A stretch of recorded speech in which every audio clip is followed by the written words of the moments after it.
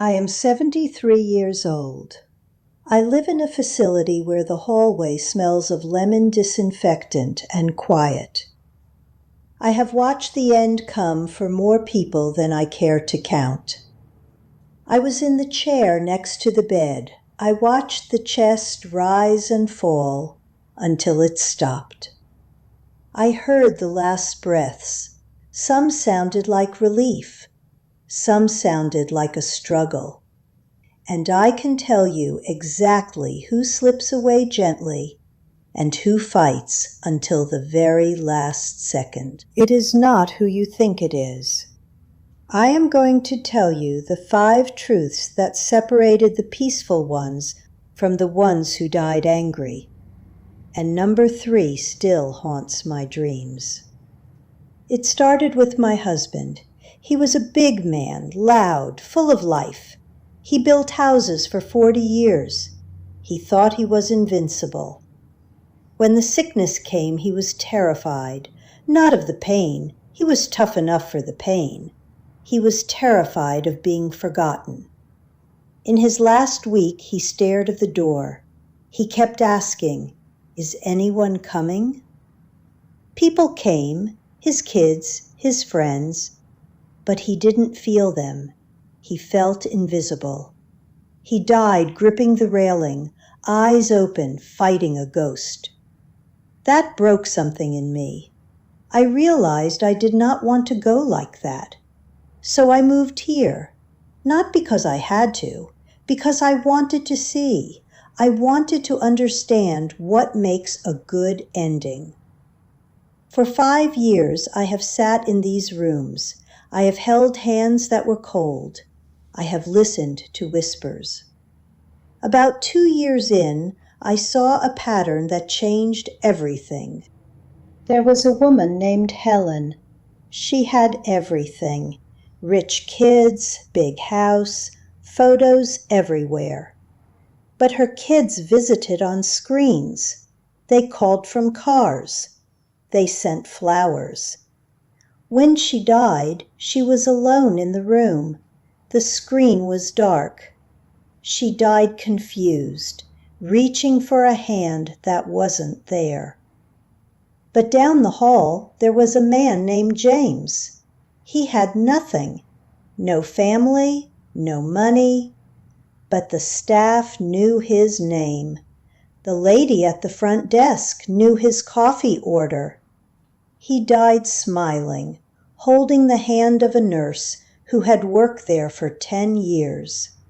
Same building, same care, 2 completely different exits. I sat in the common room afterwards and I thought, what is the difference? Now let me tell you what these walls have taught me. I want you to listen because this is 5 years of silence compressed into a few minutes. The first truth: the ones who died peaceful were the ones who were truly known. I do not mean famous, I mean seen. There was a woman, let's call her Sarah. She was quiet, never complained, but she remembered everyone's birthday. She asked the nurses about their kids. She listened. When she got sick, the whole wing showed up. Not because they had to, because they wanted to.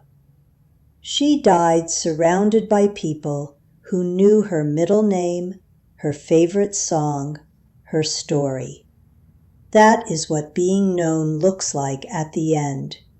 It is not about popularity. It is about connection. It is so you do not leave as a stranger in a strange bed.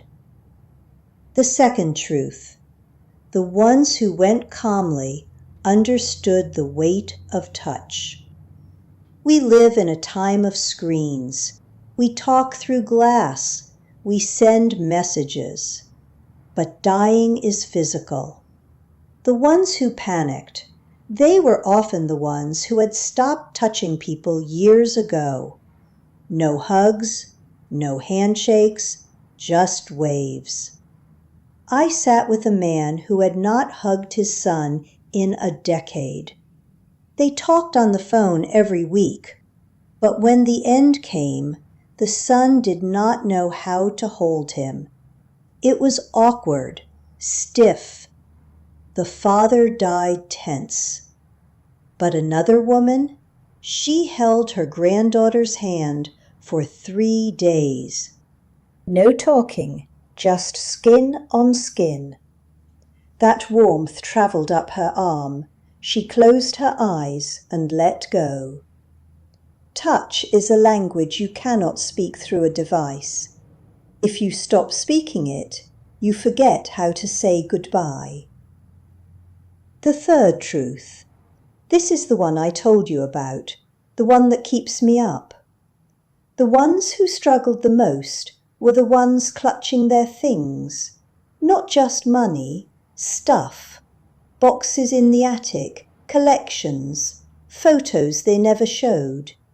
They treated their possessions like armor. There was a man who spent his last days worrying about who would get his watch. He was fading, barely breathing, but he whispered about the watch.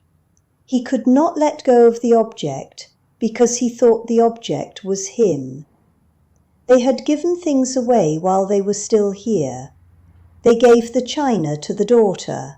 They gave the tools to the neighbor. They lightened the load.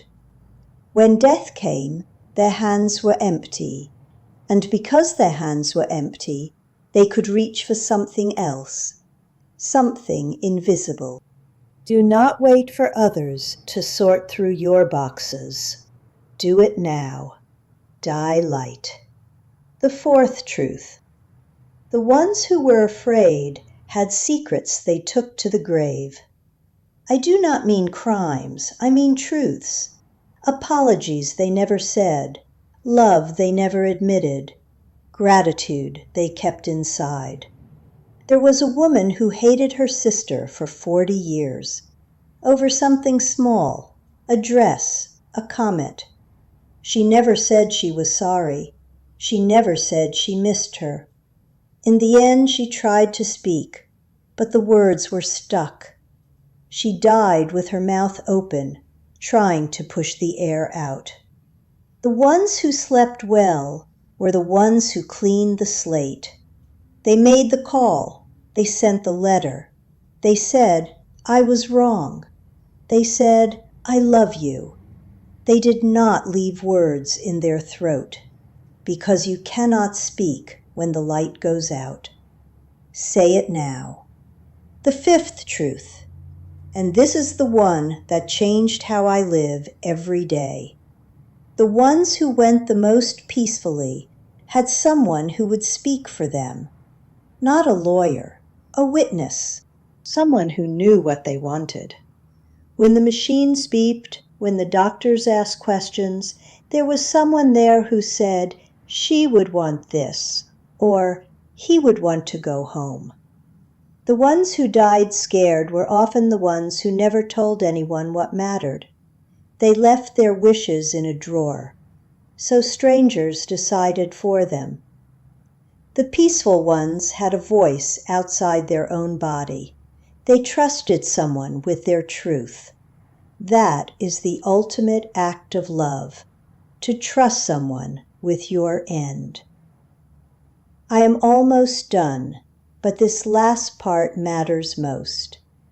I have a small journal, blue cover, worn edges. I have had it for 5 years.